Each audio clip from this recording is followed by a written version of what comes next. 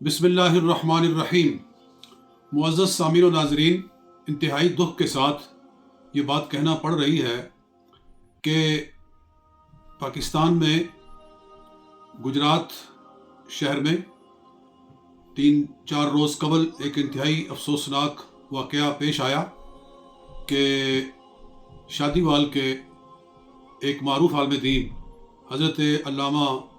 مولانا طلحہ رضا رضوی کو ان کے مدرسہ میں داخل ہو کر چند شرپسندوں نے گولیوں کا نشانہ بنا کر شہید کر دیا، اور سبب صرف کیا تھا کہ انہوں نے ایک مسئلہ بیان کیا تھا، اور اس مسئلے کو بیان کرنے کی پاداش میں جن کے خلاف وہ مسئلہ بیان ہوا وہ آ کر قتل کر گئے۔ اس کا مطلب یہ ہے کہ آئندہ کسی عالم کو مسئلہ بیان کرتے ہوئے پھر یہ سوچنا پڑے گا کہ میری جان محفوظ ہے کہ نہیں۔ یا پاکستان ایسا ملک ہے کہ جہاں کوئی عالم دین قرآن و سنت کے مطابق جو اس نے سمجھا ہے اس کو وہ بیان نہیں کر سکتا؟ یہ حال ہو گیا ہے پاکستان کا۔ اور خود انہوں نے جب وہ زخمی ہو گئے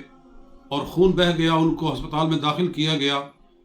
تو ابھی ان کے ہوش و حواس قائم تھے۔ انہوں نے کچھ ملزمان کا نام لے کر ان کو نامزد کیا اور ایف آئی آر درج کروائی گئی، اور خود ان کی اپنی مدعی کے اندر ان کے نام بتائے گئے کہ مجھ پر فلاں فلاں آدمی نے حملہ کیا، اور اب وہ وصال فرما گئے، ان کا نماز جنازہ پڑھا گیا، ان کی تدفین کی گئی، اور اس کے بعد پھر مدعیت میں ان کی جگہ پر اور لوگوں کا نام لکھا گیا ہے جو ان کے اس کیس کو پرسیو کریں گے۔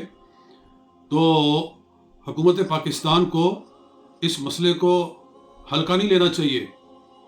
کہ ایک عالم دین منبر رسول صلی اللہ علیہ وآلہ وسلم پر بیٹھ کر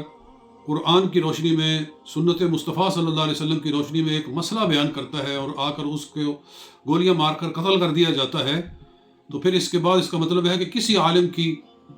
نہ عزت محفوظ ہے، نہ اس کا خون محفوظ ہے۔ پھر اس کا مطلب ہے کہ نہ کوئی مسجد محفوظ ہے، نہ کوئی مدرسہ محفوظ ہے۔ جی، پھر مسجدوں کا بھی اللہ حافظ ہے، مدرسوں کا بھی اللہ حافظ ہے، علماء کا بھی اللہ حافظ ہے۔ اگر اس کو پاکستان گورنمنٹ نے، پولیس نے معمولی بات سمجھ کے لیا، تو پھر اس کے بعد جو حالات پیدا ہوں گے اس کی ذمہ داری پھر خود حکومت کے سر پر آئے گی۔ اس لیے جلد از جلد قاتلوں کو گرفتار کیا جائے اور ان کو قرار واقعی سزا دی جائے۔ السلام علیکم۔